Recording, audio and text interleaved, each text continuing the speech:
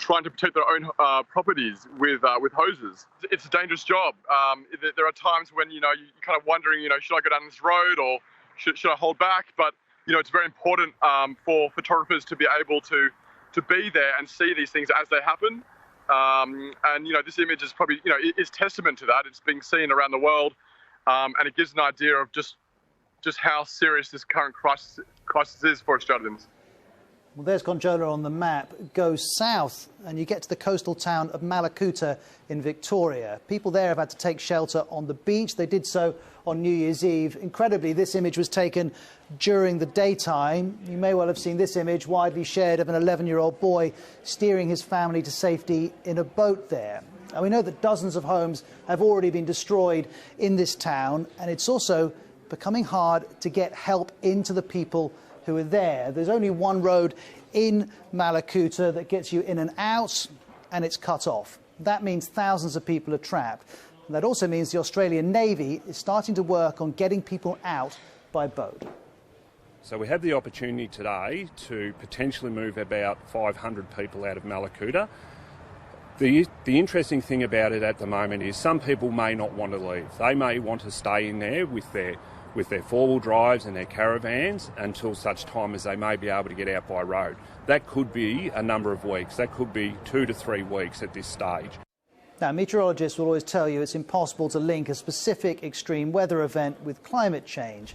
They're not so reticent, though, when talking about temperatures in Australia across the last century, coming from 1910, warmer and warmer and warmer, in particular increases in the last 25 years. And these long-term temperature increases are connected to climate change, which in turn is caused by human activity.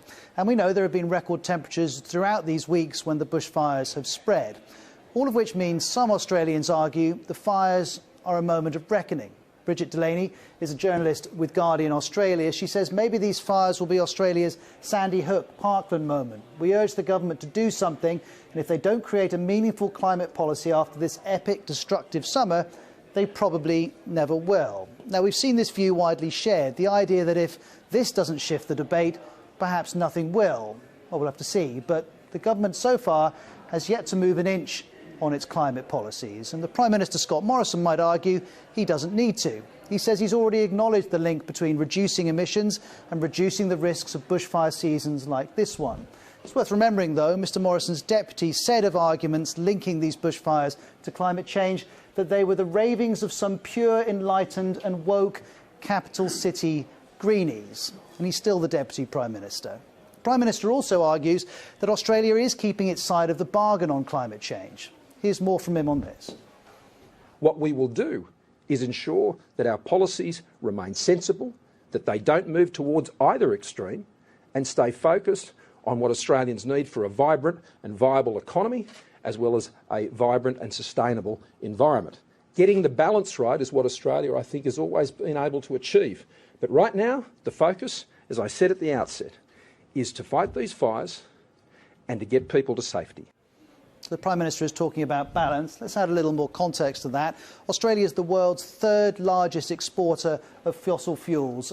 You can see Russia, Saudi Arabia 1 and 2, Australia third, and the majority of those fossil fuel exports are coal. In 2018, Australia exported $42 billion worth of coal, and of course fossil fuels are an enormous contributor to global warming. But, as the Prime Minister alluded to, they also create lots of jobs. Around 50,000 workers in Australia are connected to the fossil fuel industry, and we know that around 60% of Australia's electricity comes from coal-fired power stations. Indeed, last year, a new coal mine was approved in Queensland. But the way that Australians are calculating their emissions is also being challenged more broadly. This is all part of the Paris Climate Change Agreement. The government says it's not doing anything wrong, but the woman who created the Paris Accord, a former French government minister, has said that actually, if the Australians are continuing to count as they do, this is just cheating. So there are extreme pressures again coming on Australia and its approach to this issue.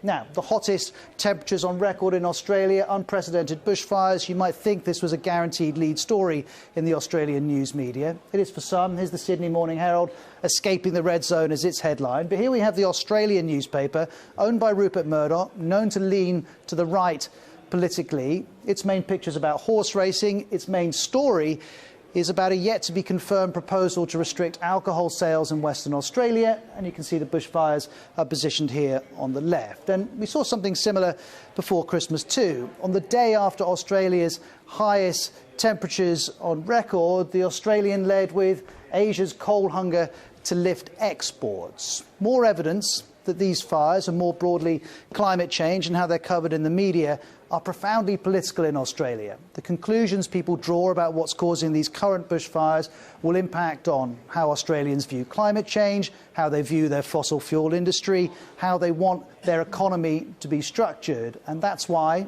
the media, the politicians, the people are all paying close attention, not just to what's happening, but the conclusions that are drawn. Here's more on that point from Latika Burke, correspondent for the Sydney Morning Herald, based here in London. Australia is well used to bushfires, but this extremity, this intensity, this degree, Australia has not seen before, and these are the worst in living memory. And so while people run around in Australia saying, hey, this is not to do with climate change, Australia's always been this country of droughts, of fires and of floods, that's true. But the climate change scientists have always said that this is what would happen. Those things would become more intense, those things would become more extreme. And now people are dealing with this inferno on their doorsteps. They're seeing their houses razed, their homes lost, and in many instances, lives gone. Scott Morrison has dealt with this extremely badly, as you can see from that footage. Now, he was overseas on holiday.